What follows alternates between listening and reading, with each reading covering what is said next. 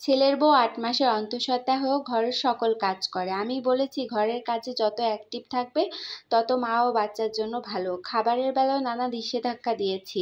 হাঁসের মাংস খাওয়া যাবে না, হাতে মেহেদি দেওয়া যাবে না, আরও নানাবিধ। তবে বিপত্তি বাধল ইদানিং নাকি তার খুব হাঁসের মাংস খেতে ইচ্ছে হচ্ছে। আমি এর ঘোর বিরোধিতা করেছি, কিন্তু আমি অবাক হয়েছি ছেলে আমার সাথে একমত না হয়ে বরং বউয়ের জন্য হাঁস কিনে নিয়ে এসেছে। রাগে ক্ষোভে যা নয় তা বলে বদদোয়া দিয়েছি। বদদোয়াও বিফলে যাবে না। মায়ের দোয়া যেমন লাগে মায়ের বদদোয়াও তেমন লাগে। বউয়ের কষ্ট হবে তাই ছেলে হাঁস নিজে হাতে বেছে কেটে কুটে দিয়েছে, এমনকি রান্নাও করেছে ইউটিউব দেখে। আমি দূর থেকে সব দেখেছি আর রাগে আমার গা পুড়ে যাচ্ছে। রান্না শেষ হলে ছেলের বউ খেতে ডাকলেও আমি যাইনি।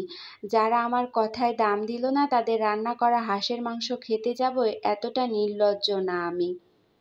ছেলের বউয়ের প্রতি ছেলের এত আহ্লাদ দেখে আমার মেজাজ গরম হয়।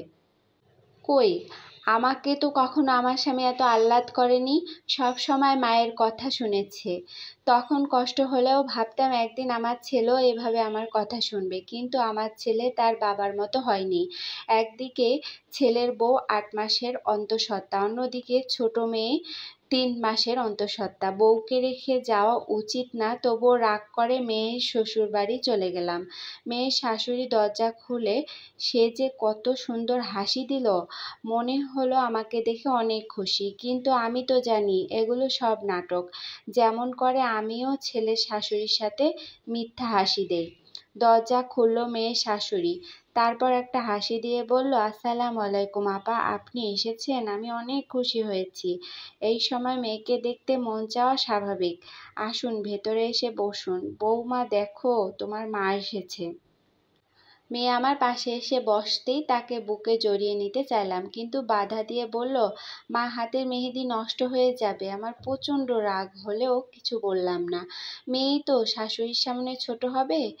কিছু সময় গল্প করার পর যখন রাতের খাবার দেয়া হলো, আমি দেখলাম নানা রকম আইটেমের সাথে হাঁসের মাংসও আছে। বুঝলাম আজকে হাঁসের মাংস আমার পিছু ছাড়ল না।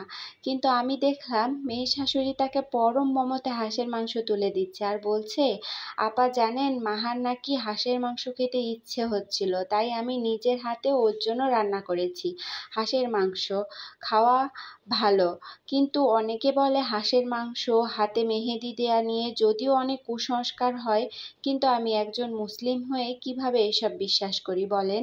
এই সময় মেয়েদের অনেক কিছু খেতে ইচ্ছে হয়। আমার রোহান পেটে থাকতে আমার শাশুড়ি আমাকে খাবারের অনেক কষ্ট দিয়েছিল, তাই আমি ছেলে হওয়ার পরেই ভেবে রেখেছিলাম আমি যা পাইনি তা সব আমার ছেলের বউকে দিব।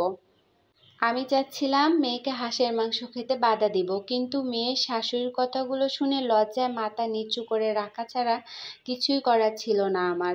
মনে মনে নিজের ছেলের বউয়ের জন্য আফসোস হলো। এদিকে আমার মেয়েকে কত যত্ন করা হচ্ছে, অপরদিকে আমি অন্যের মেয়ের বেলা এত অন্যায় করে যাচ্ছি। বুঝতে পারলাম আমার সাথে মাহার শাশুড়ির চিন্তা ভাবনার আকাশ পাতাল পার্থক্য। আমি আসার পর সে সত্যি সত্যি খুশি হয়েছিল।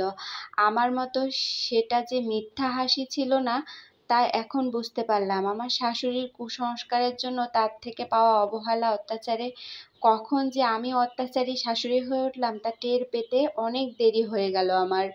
আমার গলা দিয়ে খাবার নামছে না, চোখ দুটো ভিজে যাচ্ছে, আবার ভয়ও হচ্ছে। রাগে কত রকম বদদোয়া দিয়েছি আমার ছেলের বউকে। শুনেছি বিনা কারণে বদদোয়া দিলে সেটা যে দেয় তার গায়েই লাগে। ছেলের বউয়ের জন্য বদদোয়া দিয়ে সেটা যদি নিজের মেয়ের গায়ে লেগে যায়, আল্লাহ মাফ করে দাও আমাকে। এবার গিয়েই ছেলের বউয়ের কাছে ক্ষমা চাইবো, অনেক বেশি যত্ন আর ভালোবাসা দিব। আমি যে না খেয়ে খাবার নাড়ছি আর কি যেন ভাবছি তা মেয়ের শাশুড়ি ঠিকই খেয়াল করলো। আপা আপনি খাচ্ছেন না কেন? এ কি, আপনি কাঁদছেন কেন? কাঁদছি মেয়ের প্রতি আরেক মায়ের ভালোবাসা দেখে। আমার মেয়ে ভাগ্যবতী বলে আপনার মতো শাশুড়ি পেয়েছে আপা। এই কান্না সুখের আপা। মনে মনে তাকে অনেক দোয়া করলাম। আজ ওনার কারণে নিজের অনেক ভুল শুধরে নিতে পারলাম।